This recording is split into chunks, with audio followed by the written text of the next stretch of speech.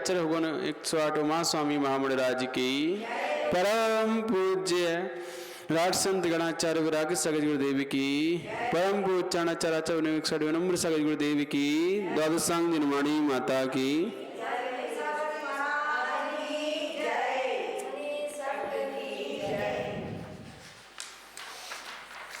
कल हमने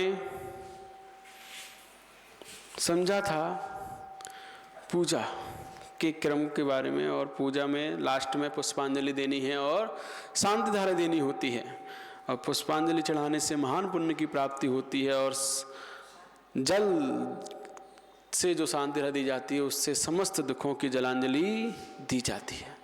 तो इस प्रकार कल हमने यहाँ तक समझा था। अब इसके आगे पूजन के प्रकार भव्य जीवों के द्वारा किस प्रकार, 4 प्रकार के निक्षेप है ना, उन निक्षेपों की बात कही जा रही है।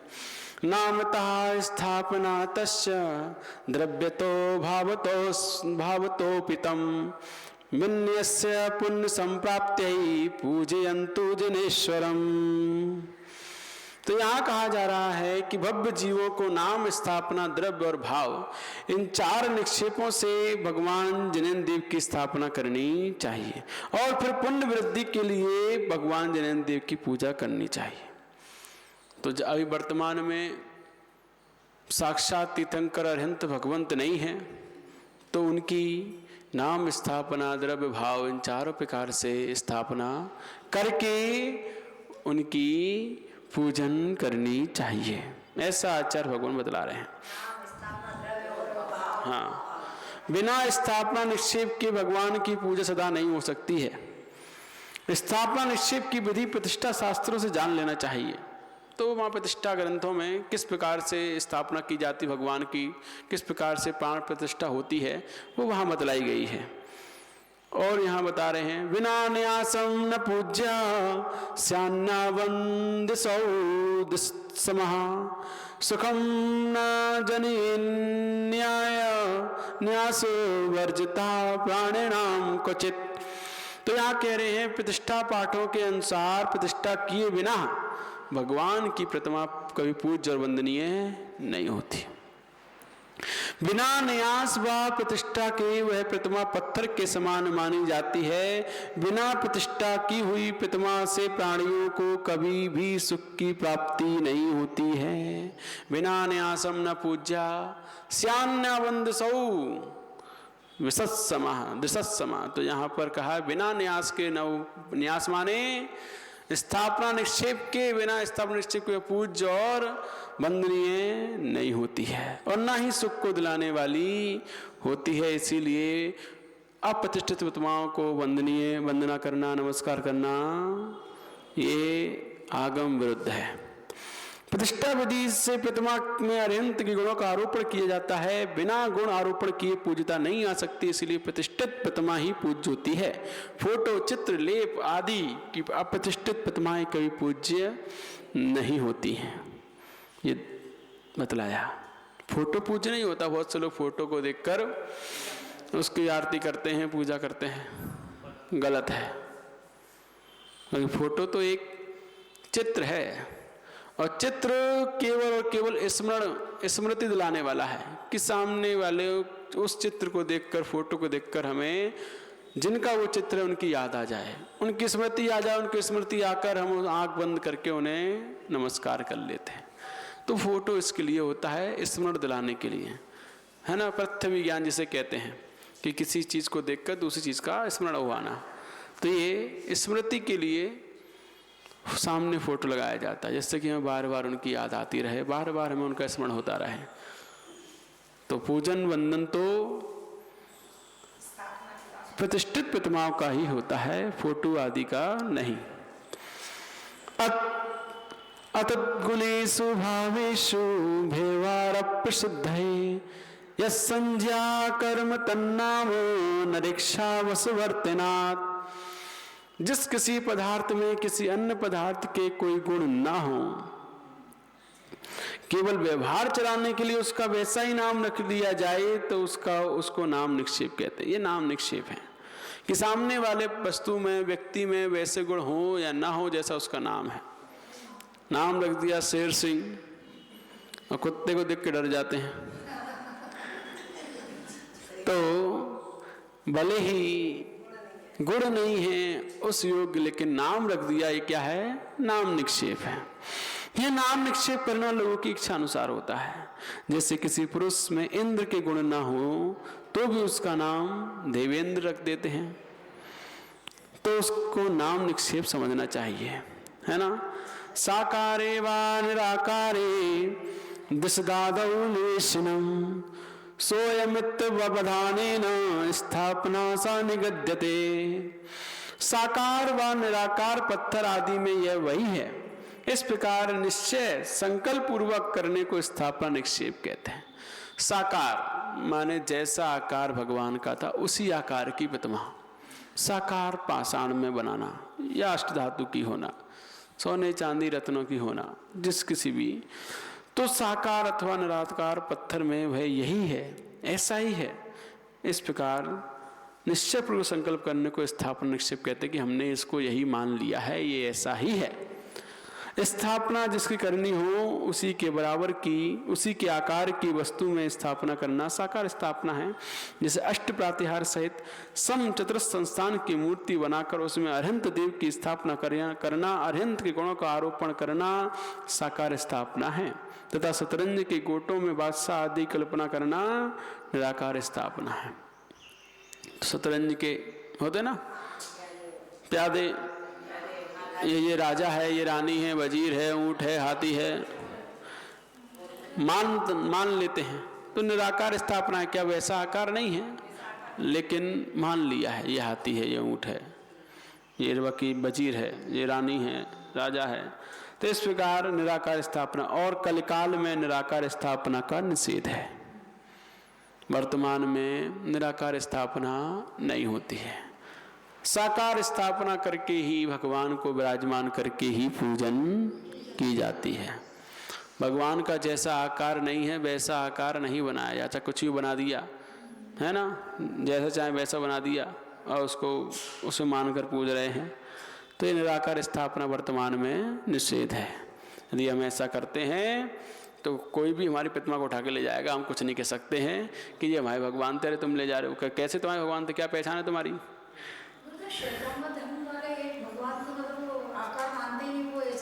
नहीं, अरे अलग अलग हैं। हाँ, वहाँ भगवान होते नहीं, वो तो केवल ग्रंथों को मानते हैं।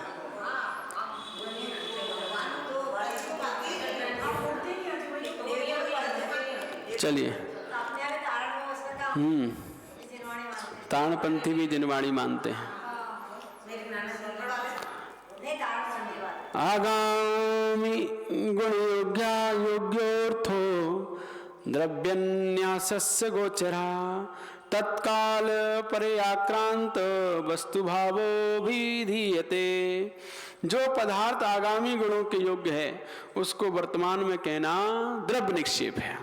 तो आगे जो बनेगा, अभी बना नहीं है, आगे बनेगा, उसे द्रव्य निक्षेप कहते हैं। और उसको वर्तमान में कहने को द्रव्य निक्षेप कहते हैं। जैसे जो आगे चलकर राजा बनेगा, अभी राजकुमार है तो उसे कहते हैं आओ राजा साहब बैठो, राजा कहना उसे। जो अभी डॉक्टर की पढ़ाई कर रहा है, डॉक्टर बना नहीं है, आओ डॉक्टर साहब, है ना। वकील की पढ़ाई कर रहा है, वकील साहब। तो ये आगे की उसकी पर्याय को देखकर वर्तमान में उससे कहना ये द्रव्य निक्षेप कहलाता है। और वर्तमान में जैसी उसकी पर्याय हो उसको वैसा ही कहना ये भाव निक्षेप है। जैसा भाव वैसा ही कहना भाव निक्षेप। जैसे राजपुत्र को राजा कहना अथवा छपक श्रेणी में चढ़े हुए मुनराज को अरहंत कहना ये द्रव्य निक्षेप है। तो सिंहासन पर विराजमान अरहंत को भाव अरहंत को कहना, जो सिंहासन पर विराजमान है उन्हें ही अरहंत कहना ये भाव निक्षेप है। तो इस प्रकार ये द्रव्य निक्षेप, भाव निक्षेप, नाम स्थापना निक्षेप 4 प्रकार के होते हैं। उन 4 प्रकार से भगवान की स्थापना की जाती है। नाम भी रखा जाता है, स्थापना भी की जाती है। द्रव्य जब अभी वो है जन्म कल्याणक और गर्भ कल्याणक होता है तब भी पूजा की जाती है। जन्म कल्याणक की भी और गर्भ कल्याणक की।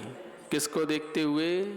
आगामी पर्याय को देखते हुए कि अभी अभी मुनि बनेंगे, फिर छिपक श्रेणी चढ़ के केवल ज्ञान प्राप्त करेंगे, अरिहंत बनेंगे। द्रव्य निक्षेप से वहाँ काम हो रहा है। फिर आगे जब वो अरिहंत बन जाते हैं फिर अपन भाव निक्षेप से मंदिर में पूछते हैं।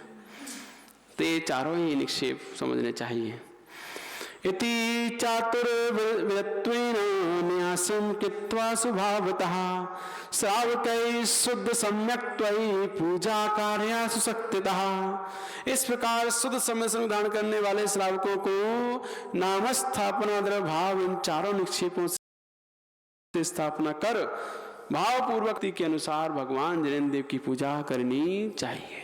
अब पूजा करने के विधि पहले बता चुके हैं। जनेश्वर गुणग्राम रंजितैर्यति सत्तमयी पूजा भावेन सत्कार्या सर्वपापहारिणी। जो मुनिराज भगवान जिनेन्द्र देव के गुणों के समूह में तल्लीन हो रहे हैं, ऐसे मुनिराजों को अपने भावों से ही भाव पूजा करनी चाहिए, क्योंकि भाव पूजा भी समस्त पापों को नाश करने वाली है। ये मुनिराजों के लिए है, श्रावकों के लिए नहीं है। क्योंकि श्रावकों के पास द्रव्य है, पैसा है, वो अपने पैसे का सदुपयोग करें पूजन में। मुनिराजों के पास कुछ भी नहीं है, इसीलिए भाव पूजा करें। और हम लोग लगने लगे भाव पूजा करने में। हाँ,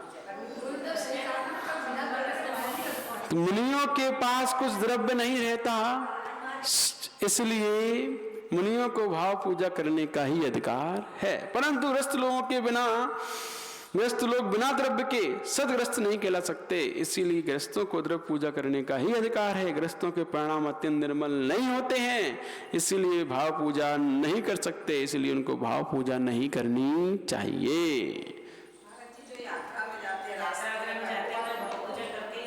वो असक परिहार है, असक अनुष्ठान है।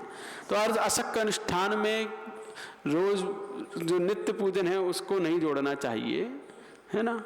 अब कहीं जा रहे हैं, ट्रेन में बैठे हुए हैं, 24 घंटे हो गए सफर करते करते, तो वहाँ क्या करें, मंदिर नहीं है तो वहाँ तो भाव ही पूजा करेंगे। तो इसीलिए वो अलग चीज है। लेकिन जहाँ हम रोज मंदिर आ रहे हैं और मंदिर में भगवान के सामने खड़े हुए हैं फिर भी भाव पूजा कर रहे हैं, वो गलत है। क्योंकि वो ग्रस्त सदग्रस्त नहीं कहला सकता है, क्योंकि वो अपने द्रव्य का सदुपयोग नहीं कर रहा है, पैसा बचा रहा है। जबकि भगवान की पूजा करने से जो उसके व्यापार आदि में पाप का अर्जन हुआ है, वो सब का सब पाप का अर्जन उन पूजा से, दान देने से क्षय को प्राप्त होता है। और वो पाप तो रोज कर रहा है, लेकिन उसका प्रायश्चित कभी नहीं कर रहा है, उनको क्षय करने का उपाय कुछ नहीं कर रहा है। तो ऐसे लोग निरंतर पाप की वृद्धि कारण से आरंभ भव आरंभ प्रकृतम नरकस्सा, बहुत आरंभ बहुत परिग्रह इकट्ठा होने से नरक आयु का आश्रय करते हैं। तो इसीलिए हमें उसका प्रायश्चित करने के लिए उसका पूजा में 4 प्रकार के दान में सदुपयोग करना चाहिए, जिससे कि धन अर्जन में होने वाले पाप कर्म, क्योंकि हिंसा भी होती है, झूठ भी बोलना पड़ता है, कहीं ना कहीं टैक्स चोरी भी होती है, कहीं ना कहीं, है ना, परिग्रह बढ़ता है, तो ये पाप होते ही हैं। तो इसीलिए इन पापों के प्रायश्चित के लिए हमें पूजन में अपने सद्द्रव्य को लगाना चाहिए और दान में, तब जाकर उनका प्रायश्चित होता है। त्रिकालम क्रियते भव्यै पूजा पुण्य विधायिनी या कृत्वा पाप संघातम हंत्या जन्म समर्जितम। भव्य जीवों को तीनों समय पूजा करनी चाहिए। कितने? त्रिकालम क्रियते भव्यै, पूजा पुण्य विधायिनी, जो पुण्य को दिलाने वाली है, ऐसी पूजा भव्य जीवों के द्वारा तीनों काल में की जाती है। या कृत्वा पाप संघातम, जन्म जन्म के किए हुए पाप समूह को वह हंत्या जन्म समर्जितम, जो हमने जन्म जन्म में पाप करके पाप कर्म को अर्जित किया हुआ है, वो सब के सब नष्ट हो जाते हैं तीनों समय जो भगवान की पूजा करता है उसके। तो इसीलिए त्रिकाल पूजा करनी चाहिए। फिर बता देते हैं,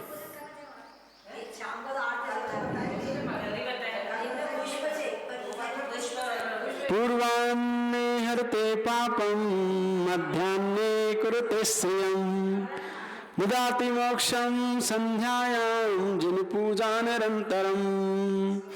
प्रातः काल के समय पूजा करने से पाप नष्ट हो जाते हैं। प्रातः काल पूजा अष्टद्रव्य और चंदन पूजा की जाती है ना। उसके अभिषेक से, अभिषेक के बाद चंदन पूजा, फिर अष्टद्रव्य पूजा, ये प्रातः काल पूजा है। उसके पश्चात मध्याह्न काल में पुष्पों से पूजा की जाती है और साय काल में धूप और दीपक से पूजा की जाती है। तो सुबह पूजा करने से सारे पाप नष्ट होते हैं। मध्याह्न काल में पूजा करने से लक्ष्मी की प्राप्ति होती है। जो पुष्पों से पूजा करता है लक्ष्मी की प्राप्ति वृद्धि करता है, और संध्या काल में पूजा करने से मोक्ष की प्राप्ति होती है। इस प्रकार भगवान की पूजा करने से निरंतर आत्मा कल्याण होता रहता है। ये आचार्य उमा स्वामी बतला रहे हैं। तीनों टाइम पूजा करनी चाहिए, ठीक है। अब मनराजों को 3 टाइम करते हैं, सुबह दोपहर शाम भाव पूजा। तीनों टाइम देव वंदना किया करते हैं सामायिक में। क्या अब तुम्हारी तो भाव ग्रस्त जीवों को भाव नहीं द्रव्य पूजा बतलाई है। ग्रस्तों को भाव पूजा नहीं द्रव्य पूजा बतलाई है। घर में कहाँ से करोगे? हाँ तो सामायिक कर लिया करो दोपहर में। इत्येवं जिन पूजां च वर्णयित्वा युगे पदे। इसीलिए कहा है गृह चैत्यालय होना चाहिए, जब चाहे तब करो, कोई मना नहीं है ना। अब मंदिर बंद हो गया दोपहर में, अब क्या करोगे? इत्येवं जिन पूजां च वर्णयित्वा युगे पदे गुरुपास्ति वक्ष्येऽहं सर्वसौख्यं कारिणम्। इस प्रकार इस दूसरे अध्याय में जिन पूजा का वर्णन किया, अब आगे तीसरे अध्याय में समस्त सुखों को देने वाली गुरु की उपासना का वर्णन करते हैं। अब यहाँ तीसरा गुरु उपास्ति, जो दूसरा कर्तव्य है, पहला कर्तव्य हो गया देव पूजा, अब दूसरा कर्तव्य गुरु उपास्ति, उसको बतलाते हैं। अब वो प्रारंभ होता है गुरु की सेवा कैसे करनी है। गुरु सेवा विधातव्या मनोवांछित सिद्धये संशय ध्वांत नासार्थ नियामत्र सुखाय चा। अपने मनोवांछित पदार्थ सिद्ध करने के लिए तथा इस लोक संबंधी समस्त संशय रूपी अंधकार को नाश करने के लिए, परलोक में सुख प्राप्त करने के लिए गुरु की सेवा सदा करते रहना चाहिए। किस किस के लिए? अपने मनोवांछित कार्य की सिद्धि के लिए। हम जो हम चाहते हैं वैसा ही हो जाए, लगे रहो गुरु सेवा में, हो जाएगा। तथा इस लोक संबंधी समस्त संशय रूपी अंधकार को नाश करने के लिए, इस लोक में जितना भी हमारे अंतरंग में संशय बैठे रहते, शंका बैठी रहती हैं, डाउट, उन सबको नाश करने के लिए गुरु सेवा में लगे रहो, क्योंकि उनके पास रहने पर सारे के सारे संशय दूर हो जाते हैं।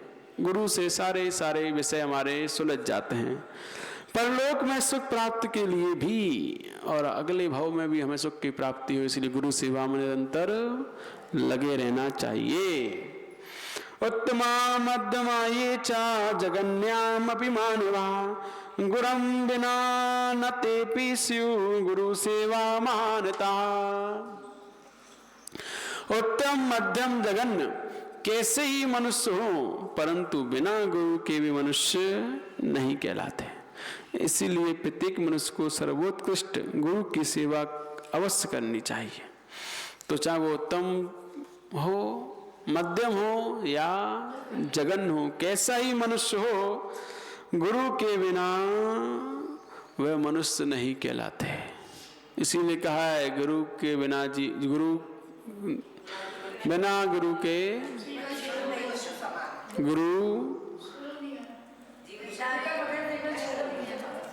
इसके जीवन में गुरु नहीं, उसका जीवन शुरू नहीं।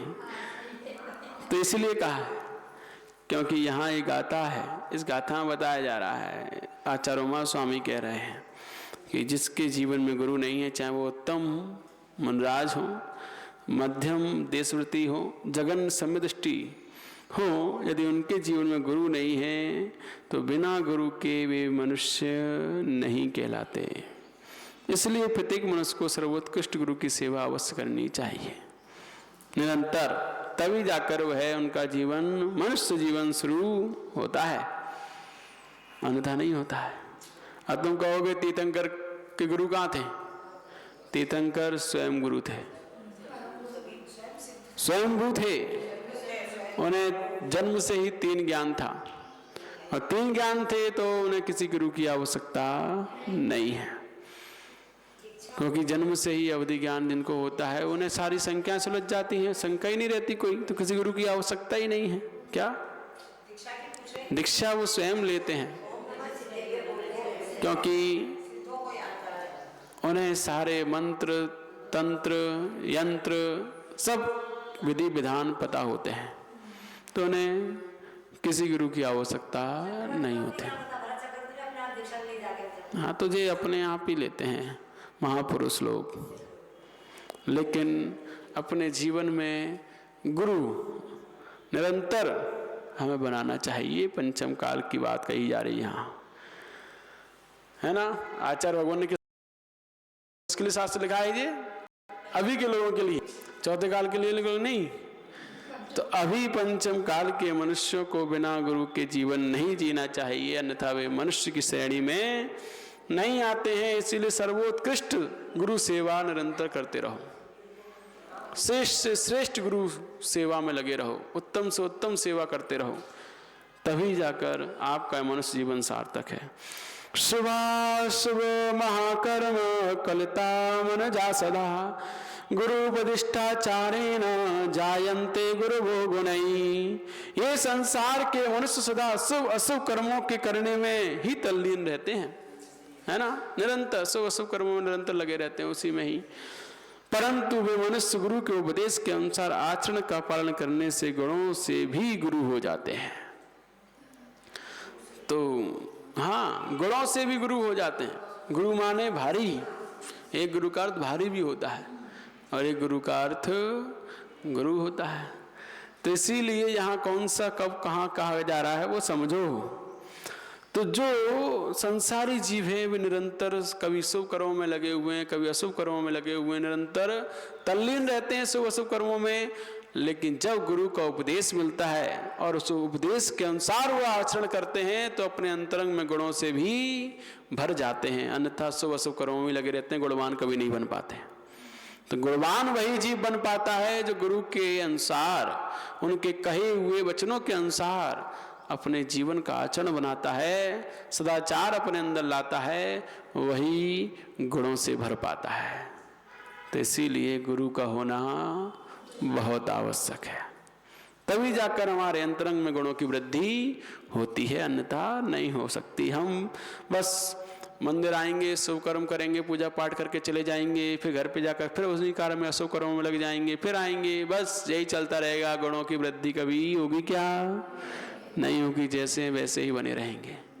इसीलिए गुरु होने पर हमारे जीवन में उनके उपदेश के अनुसार आचरण में परिवर्तन आता है और उस परिवर्तन से गुणों की वृद्धि होती है। इसीलिए गुरु का होना बहुत आवश्यक है।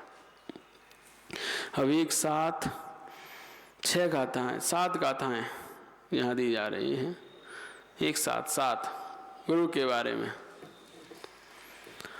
धर्मोपदेश पीयूष प्रक्षालित मनोमलम, सम्यक त्वरतनालंकार सम्यक ज्ञान सुभोजना, सम्यक चारित्र सद्वस्त्र वेष्टितांगो विशुद्धि, मोहोपसम मातंग समारूढ़ सुभाषय, सर्वजीवेता सर्वजीव कल्याण कार्य कहा, पाप मिथ्यात्व दुष्कर्म हार को भवतार कहा, मुक्त वायांतरंग्रंतो जैन धर्म प्रभाव का, गणी सर्वगणाधारो मूल मार्ग प्रदर्शक, शिष्यानुग्रह करता यो दुरंतेन्दु पावका, पंचेन्द्रिय महाभोग विरक्तो विश्ववंदितः प्रमाद मद मुक्तात्मा जिनाज्ञा प्रतिपालकः शास्त्राणां पाठने सक्तः पठने च सदा पटुः इत्यादि गुणं सद्ग्रंथ समुद्र विराट भवेत् भव्य जीवान् भवाम्भोधौ पत्तोप्यवलंबनम्। तो यहाँ ये गुरु के लक्षण बताए, इतने सारे लक्षण होने चाहिए, वो गुरु कहलाता है। इत्यादि गुणम सत रत्न समुद्र गुरुराट भवेत। इत्यादि गुण होने पर उस सदग्रंथ में, उस सदरत्न में, श्रेष्ठ रत्न में समुद्र के समान गंभीर गुरुराट भवेत, गुरु विराजमान होते हैं। तो यहाँ उनके क्या लक्षण हैं वो बतलाते हैं। जिन्होंने धर्मोपदेश रूपी अमृत से अपने मन का सब मैल धो डाला है, उनके अंतरंग में किसी प्रकार का कोई भी गंदगी मैल नहीं है। गंदगी मैल किसे कहते हैं? कसाय, पक्षपात, हठबाध्यता, राग द्वेष, वासनाएं, ये सब मैल कहलाते हैं।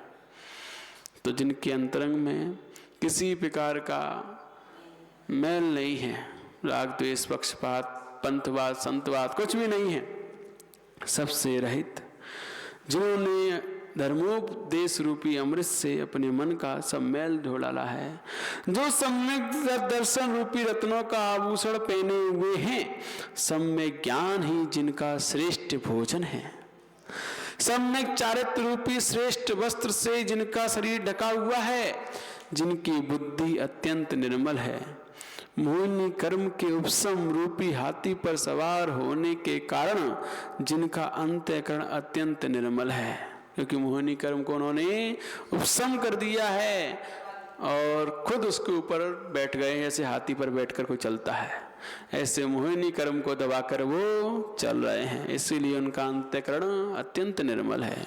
क्योंकि मोही जीव का ही मलिन होता है मन, और जिन्होंने मोह को दबा दिया है इसीलिए वो निर्मल है। जो समस्त जीवों का हित चाहने वाले हैं, समस्त जीवों का कल्याण करने वाले हैं, मिथ्यात्व रूपी महा दुष्कर्म पाप का नाश करने वाले हैं, जीवों को जन्म मरण रूप संसार से पार उतारने वाले हैं, जिन्होंने अंतरंग वैरंग के भेद से 24 प्रकार के परिग्रह का त्याग कर दिया है, जो जैन धर्म की सदा प्रभावना करने वाले हैं, जो चारों प्रकार के संघ के नायक हैं, समस्त संघ के आधार हैं, मूल मार्ग या मोक्ष मार्ग को साक्षात दिखलाने वाले हैं, जो शिष्य वर्गों का सदा अनुग्रह किया करते हैं, पाप रूपी ईंधन के लिए जो अग्नि के समान हैं, जो पांचों इंद्रियों के महाभोगों से सदा विरक्त रहते हैं, तीनों लोकों के समस्त जीव जिनको नमस्कार करते हैं, इनकी शुद्ध आत्मा प्रमाद और मद से सदा रहित है, जो भगवान जिनेन्द्र देव की आज्ञा का सर्वथा प्रतिपालन करते हैं, जो अनेक शास्त्रों के पढ़ाने में समर्थ हैं तथा अनेक ग्रंथों के पढ़ने में चतुर हैं, इस प्रकार जो अनेक गुण रूपी श्रेष्ठ रत्नों के समुद्र हैं, उनको गुरुराज या सर्वोत्कृष्ट गुरु कहते हैं। तो इस प्रकार श्रेष्ठ रत्नों के समुद्र, इतनी सारी चीजें उनके अंदर होनी चाहिए, तब उनको गुरुराज या सर्वोत्कृष्ट गुरु कहते हैं। ऐसे महागुरु इस जन्म रूप महासमुद्र में पड़े हुए भव्य जीवों को पार करने के लिए नौका के समान है। ऐसे गुरु जिनके अंदर इतने सारे गुण लक्षण हो, वही नाव के समान है, और ऐसे लक्षण नहीं है तो उनका हाथ जिनने पकड़ लिया तो वो गुरु डूबेंगे, साथ में वो भी डूबेगा, पत्थर की नाव के समान। भावार्थ यहाँ पर गुरु शब्द से धर्म गुरु समझना चाहिए। जो गुरु परम दिगंबर है, विषय कसायों से सर्वथा रहित है, आरंभ परिग्रह से रहित है, ज्ञान ध्यान में सदा लीन हैं, जो जैन धर्म की वृद्धि करने वाले हैं, शिक्षा दीक्षा देने के अधिकारी हैं, ऐसे आचार्य परमेष्ठी गुरु कहलाते हैं। इसके सिवा उपाध्याय साधु परमेष्ठी भी गुरु कहलाते हैं। निर्वाण दीक्षा देने के अधिकारी आचार्य होते हैं। वे गण संघ और शासन के अधिपति माने जाते हैं, परंतु गृहस्थों का शासन और गृहस्थों की दीक्षा का कार्य गृहस्थाचार्य करते हैं, इसीलिए गृहस्थाचार्य भी गृहस्थ के गुरु माने जाते हैं। तो ये यहाँ पर समझना चाहिए। कितने सारे उन्होंने डिग्रियां दे दी कि क्या क्या होना चाहिए। सबसे पहले उनका मन का मैल दूर होना चाहिए। दूसरी बात, सम्यक दर्शन रूपी रत्नों का आभूषण पहने होना चाहिए। सम्यक दर्शन 8 अंगों का पालन करने वाले, निशंकित, निकांक्षित, निर्विचिकित्सा, अमूढ़ दृष्टि, उपगूहन, स्थितिकरण, वात्सल्य, प्रभावना, ये 8 अंग उनके अंदर आभूषण के रूप में निरंतर सजे हुए हों, सुशोभित हों।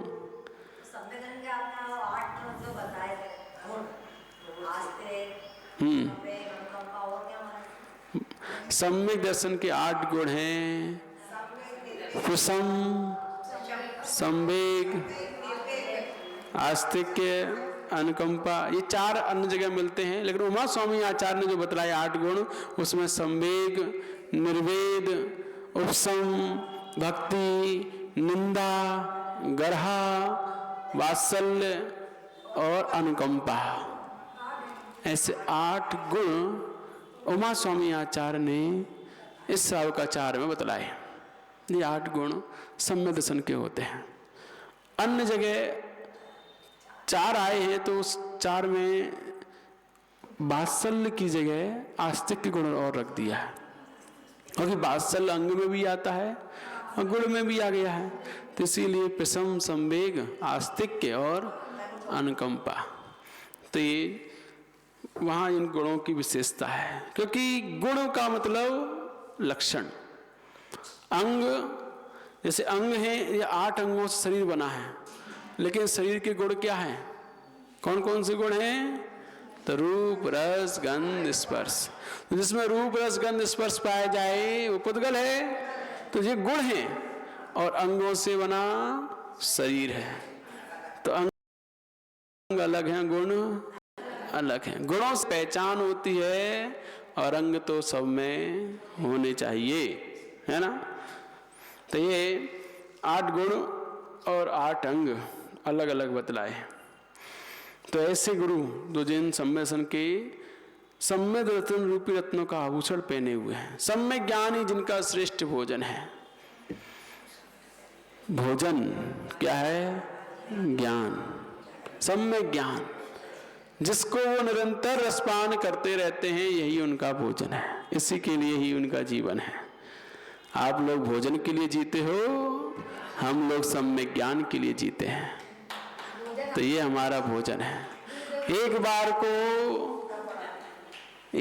को दाल रोटी खाने को मिले ना मिले, यदि स्वाध्याय नहीं होता है जिस दिन, उस दिन मन नहीं लगता है। उस दिन वो लगता है कि आज पूरा दिन बेकार गया है, कुछ नहीं मिला आज।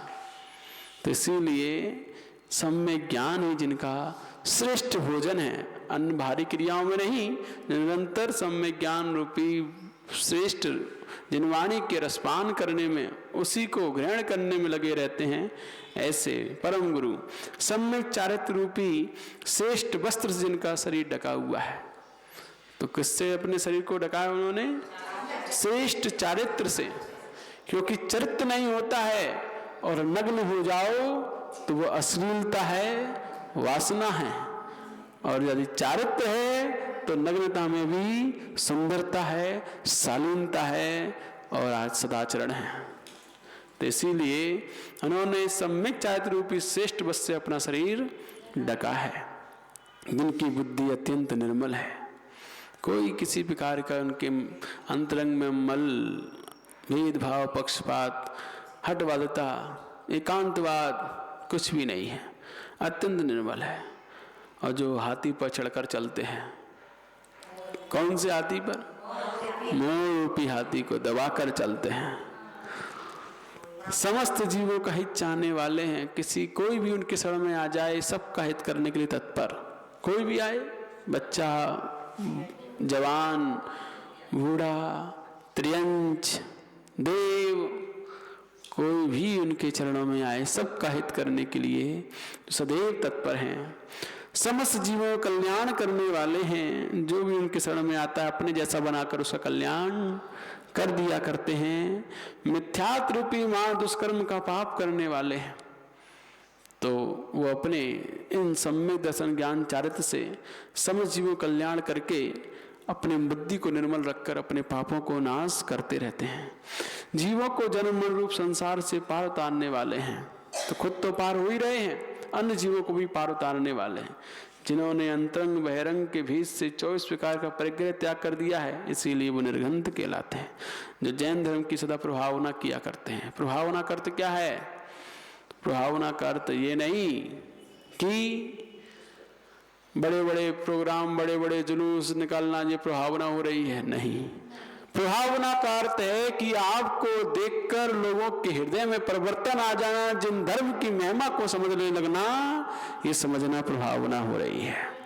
आपके चरित्र को देखकर, आपके गुणों को, आपके तप को, आपके व्यवहार को देखकर यदि लोग धर्म से जुड़ने लगे, जिन धर्म के प्रति मुड़ने लगे, उस ओर मुख करने लगे, तो आप सही मायने प्रभावना कर रहे हो। तो निगंतम प्रवचनम, निर्घंत रूप ही प्रवचन है। इसको देखकर ही जीवों के हृदय में ज्ञान की वृद्धि होती है। तो इसीलिए इस प्रकार से प्रभावना होती है। और जो चारों प्रकार के संघ के नायक, कौन कौन से 4 प्रकार के संघ होते हैं? मुनि, यारिका, श्रावक, श्रावका, ये चतुर्विध संघ कहलाता है। एक संघ और भी कहलाता है 4 प्रकार का, पता है? ऋषि, मुनि, यति, अनगार। जिसमें ऋषि भी हो, यति भी हो, मुनि भी हो, अनगार भी हो, उनसे 4 प्रकार का संघ कहते हैं। ये सब मुनि मुनि हैं, लेकिन 4 प्रकार के मुनि हैं। ऋषि जो रिद्धिधारी हैं, उन्हें ऋषि मुनिराज कहते हैं, है ना। मुनि, यति, जो श्रेष्ठ हैं गुणों में, वृद्ध हैं दीक्षा में वृद्ध हैं वह, और तपस्वी हैं, वो यति के अंतर्गत आते हैं। मुनि, अब इनकी परिभाषा मुनि की वैसे तो उसमें आई थी कि केवल ज्ञानी को मुनि कहा है। कहीं कहीं अलग अलग परिभाषाएं मिलती हैं अलग अलग ग्रंथों में। और अनगार, सामान्य साधुओं को अनगार कहते हैं। अभी सब अनगार हैं, है ना। अभी कोई रिद्धिधारी नहीं है। यति जो श्रेष्ठ तपस्या करते हो पहाड़ों पर, जंगलों में, वो यतिराज कहे जाते हैं। मुनिराज का भेद भी है, उनकी परिभाषा स्मरण में नहीं आ रही, लेकिन अनगार, सामान्य सभी साधुओं को अनगार कहते हैं। तो वर्तमान में भी ये अनगार संघ है, और मुनिराज उनके पर्यायवाची नाम है, इसलिए वो भी बोल देते हैं। तो ये 4 प्रकार का संघ ये भी होता है, जिसमें मुनि मुनि होते हैं, लेकिन अलग अलग प्रकार के होते हैं। तो संघ के नायक हैं गणधर, परमेष्टि, ऐसे आचार्य भगवान। और समस्त संघ के आधार हैं, सारे संघ के आधार, सब जिनकी आज्ञा को स्वीकार करके चलते हैं, इसीलिए वो सबके आधार हैं। मूल मार्ग या मोक्ष मार्ग को साक्षात दिखलाने वाले हैं। जो मूल मार्ग है, जो मूल संघ के अनुसार चला आ रहा है। मूल संघ कहाँ से प्रारंभ हुआ है? तो मूल संघ वर्तमान में गणधर स्वामी से चालू हुआ है। गौतम गणधर, गण के नायक, है ना, उनसे मूल संघ है। तो वो गण के नायक थे। उनके शिष्य पट्टाचार्य कौन हुए? सुधर्माचार्य। उनके जम्मू स्वामी, उनके गोवर्धन स्वामी, उनके लोहाचार्य, उनके और एक और होंगे, लास्ट में जाकर भद्रबाहु स्वामी, 5वें सुत केवली, अंतिम सुत केवली। हाँ, कौन कौन से? पुष्पदंत, गोवर्धन, हाँ विष्णुनंदी,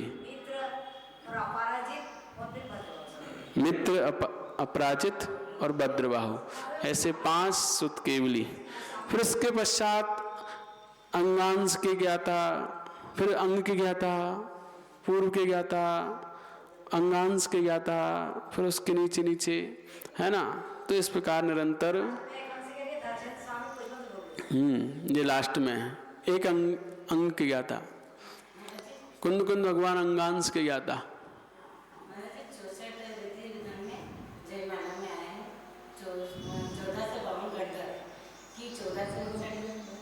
1452 गढ़धर हैं, 2400 के क्या?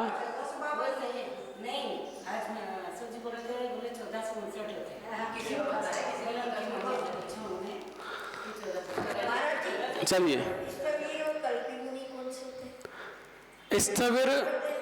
स्थविर मुनि और जिन कल्पी मुनि, 2 प्रकार के मुनि होते हैं। जिन कल्पी मुनि उन्हें कहते हैं जो एकल विहारी होते हैं, जंगलों में रहते हैं, 6-6 महीने 1-1 साल का प्रतिमाह योग लगाते हैं, है ना। उन्हें जिन कल्पी मुनिराज कहते हैं। ये वज्र बसव नाराज सेनन के उत्तम सेनन के धारी हुआ करते हैं और ये श्रेष्ठ प्रतिमान योग को धारण करते हैं। जब तक चतुर्मास चल रहा है पेड़ के नीचे बैठे ही रहेंगे, हिलेंगे नहीं। कुछ भूख प्यास की उन्हें नहीं सताती है, सब सहन करते हैं 4 महीने तक। तो ये चौथे काल में होते हैं जिन कल्पी मुनिराज। इनको आज्ञा है अकेले रहने की, लेकिन स्थविर कल्पी जो होते हैं उनको अकेले रहने की आज्ञा नहीं है। इन्हें एकल विहारी की कोई आज्ञा नहीं है। इन्हें संग में रहना आवश्यक है, कम से कम 2 तो होना ही चाहिए। तो उन्हें स्थविर कल्पी कहते हैं। और ये स्थविर कल्पी पंचम काल में होते हैं, जो चौथे काल में भी होते हैं, संग में रहते हैं, मंदिरों में रहते हैं, धर्मशालाओं में रहते हैं। इन सबको स्थविर कल्पी कहते हैं। ठीक है। तो इस प्रकार गुरु के लक्षण बतलाए। तो ऐसे गुरु जो शिष्य वर्गों का सदा अनुग्रह करते रहते हैं, निरंतर शिष्य वर्गों का अनुग्रह माने उनका कुशल क्षेम पूछते रहते हैं, उनका अनुग्रह करके उन्हें निरंतर वृद्धि, उनको चारित्र्य में दृढ़ किया करते हैं, उनकी वृद्धि, ज्ञान में वृद्धि, सम्यक में वृद्धि निरंतर किया करते हैं। ऐसे परम गुरु कहलाते हैं। पाव रूपी धन के लिए जो अग्नि के समान हैं, अर्थात उनके समक्ष पहुँचने पर ही हमारे पाप नष्ट होने लगते हैं। जो 5 इंद्रियों के महाभोगों से सदा विरक्त रहते हैं, इंद्रिय विजेता हैं, तीनों लोकों के समस्त जीव जिनको नमस्कार करते हैं, जिनकी शुद्ध आत्मा प्रमाद और मद से सदा रहित है, जिनके अंतरंग में प्रमाद नहीं है, जो श्रेष्ठ वीर्याचार का पालन करते हैं, मतलब जिनकी अंतरंग की विशुद्धि शक्ति इतनी बड़ी हुई है कि जो निरंतर श्रेष्ठ से श्रेष्ठ चारित्र्य पालन करने के लिए कभी पीछे नहीं हटते हैं। वीर्याचार का पालन मतलब अपनी शक्ति को भी छिपाते नहीं है, निरंतर अपनी शक्ति को बढ़ाते हैं। ऐसे परम उत्कृष्ट प्रमाद से रहित, है ना, प्रमाद से रहित ही परम उत्कृष्ट गुरु कहलाते हैं। और मद से रहित, जो 8 प्रकार के मद हैं, इनमें ये मद भी नहीं होना चाहिए। ज्ञान का मद, ज्ञानम पूजाम, पूजा का मत कि मेरी पूजा कितने करने वाले कितने लोग हैं, मुझे मानने वाले कितने लोग हैं, मेरे पीछे कितनी भीड़ दौड़ती है, मेरा कितना प्रभाव है, पूजा का मत। ज्ञानम पूजाम कुलम जाति, कुल का मत, हाँ कुल माने संग, मेरा संग श्रेष्ठ है, ये संग बेस्ट है, ये नहीं है, कुल का मत। ज्ञानम पूजाम कुलम जाति, बल रिद्धि माने मेरे पास कितनी रिद्धियाँ हैं, सिद्धियाँ हैं आदि, बल रिद्धि, बल ताकत, मेरी कितनी ताकत है, मैं इतने घंटे घड़ी सामायिक करता हूँ। जो लोग बैठ के करते हैं, कर ही नहीं पाते हैं, दूसरों की निंदा करना। बल मद, बल रिद्धि, तपो वपु, तपस्या का मद कि हम इतने उपवास करते हैं, इतना ये करते हैं, वो करते हैं। और रूप का मद, सुंदरता। तो इस प्रकार 8 मदों से रहित होना ही गुरु के लक्षण हैं। जो भगवान जैनदेव देव की आज्ञा सर्वथा प्रतिपालन करते हैं कि जैन भगवान की आज्ञा ही मानने है, हमें अपनी नहीं चलानी है। जो इस प्रकार की सोच को लेकर जीते हैं, अर्थात शास्त्र में मिल जाए तुम बस दिखा दो हमें स्वीकार है, फिर वो चाहे कुछ भी लिखा हो, पूर्वाचार्यों का लिखा हुआ हो और जिनेन्द्र भगवान के द्वारा जो निरूपित 4 अनुयोग हैं उन अनुयोगों का अंग हो तो हमें पूर्ण रूपेण स्वीकार है, वहाँ पर हम अपनी कुछ बात नहीं रख चलाएंगे। तो निरंतर जो जैन भगवान की आज्ञा को सर्वथा प्रतिपालन करते हैं, जो अनेक शास्त्रों को पढ़ाने में समर्थ हैं तथा अनेक ग्रंथों के पढ़ने में चतुर भी हैं, इस प्रकार जो अनेक गुण रूपी श्रेष्ठ रत्नों के समुद्र हैं उनको गुरुराज और सर्वोत्कृष्ट गुरु कहते हैं। ये गुरु की परिभाषा हो गई। अब इसके आगे अंतिम बस फिर कल गुरुं विना न कोऽप्यस्ति भव्यानां भवतारिका मोक्ष मार्ग प्रणेता चा सेव्यतः श्री गुरु सताम। गुरु के बिना इस संसार में भव्य जीवों को जन्म मरण रूप संसार से पार कर देने वाला कोई नहीं है, तब मोक्ष मार्ग का उपदेश देने वाला भी अन्य कोई नहीं है। यही समझकर सज्जन पुरुषों को भी श्री गुरु की सेवा सदा करते रहना चाहिए। निरंतर गुरुणाम गुरुयुक्तानां विदेहो विनयो महान यतो वचन कायस्य कृतकारत सम्मतहि। गुरु अनेक गुणों से शोभित होते हैं, इसलिए मन वचन काय से कृत करत अनुमोदना से गुरु का महाविनय सदा करते रहना चाहिए। ये आज की शिक्षा है। इसके आगे कल विनय के भेद आएंगे। अब इसके बाद विनय के भेद आएंगे। विनय कैसी किस प्रकार से की जाती है, कितने प्रकार की होती है, वो सब कल से।